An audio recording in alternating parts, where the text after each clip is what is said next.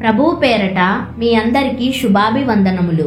ఈ రోజు మన అనుదిన వాక్య ధ్యానమైన ఎడారిలో సెలయేర్లలోని వాక్యము. ఆసియాలో వాక్యము చెప్పకూడదని పరిశుద్ధాత్మ వారిని ఆటంకపరిచినందున. అపోస్తుల కార్యములు 16వ అధ్యాయము 6వ వచనము. దేవుడు ఆ రోజుల్లో అపోస్తులను నడిపించిన తీరు చాలా ఆసక్తిదాయకంగా ఉంటుంది. ఈ నడిపింపు ఎక్కువ భాగం అడ్డగింపులతోనే నిండి ఉంది. చాలాసార్లు దారి తప్పుతూ వెళ్లారు ఈ అపోస్తలులు. ఎడమవైపుకు తిరిగి ఆసియా వెళ్తుంటే దేవుడు వాళ్ళని ఆపాడు. కుడివైపుకు తిరిగి బితూనియాకు వెళ్తుంటే మళ్లీ ఆపాడు. తరువాత కాలంలో పౌలు జీవితం మొత్తానికి గర్వించదగ్గ సేవను ఆ ప్రదేశాల్లో చేశాడు. కానీ ఇప్పుడు మాత్రం పరిశుద్ధాత్మ ఆ తలుపుల్ని మూసి ఉంచాడు. సైతాను పదిలంగా కట్టుకున్న ఆ దుర్భేద్యమైన కోటగోడల్ని కూల్చే సమయం ఇంకా రాలేదు. ఆ పని కోసం అపోల్లో వచ్చి చేరవలసి ఉంది. ఇప్పుడు పౌలు బర్నబాల అవసరం మరొక చోట ఉంది. ఆసియాలో సువార్త చెప్పడం లాంటి బాధ్యతాయుతమైన పని కోసం వాళ్ళకింకా శిక్షణ అవసరం. నీవు వెళ్లవలసిన దారి గురించి ఏమన్నా సందేహం ఉంటే దాన్ని వెంటనే ప్రభువుకి అప్పగించు. వెళ్లవలసిన ద్వారం తప్ప మిగతా తలుపులన్నింటినీ మూసేయమని ఆయన అడుగు.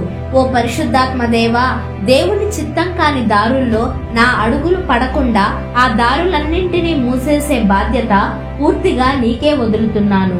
నేను కుడి ప్రక్కకైనా ఎడమ ప్రక్కకైనా తిరిగితే నా వెనుక నుండి నీ స్వరం వినిపించు అంటూ ప్రార్థించు. ఈ లోపల నువ్వు నడుస్తున్న దారిలోనే సాగిపో. నీకు అందిన పిలుపుకి లోబడే ఉండు. పౌలుకి పరిశుద్ధాత్మ దేవుడు మార్గాన్ని ఎలా బోధించాడో నీకు కూడా అదే విధంగా బోధించాలని ఎదురు చూస్తున్నాడు. అయితే ఆయన నిన్ను ఒక పని చెయ్యనీయకుండా ఏమాత్రం అడ్డుపెట్టినా విధేయుడవ్వడానికి నువ్వు సిద్ధంగా ఉండాలి. నమ్మకం కలిగి ప్రార్థన చేసిన తరువాత అడ్డంకులేవి కనిపించని పక్షంలో తేలిక హృదయంతో ముందడుగు వెయ్యి.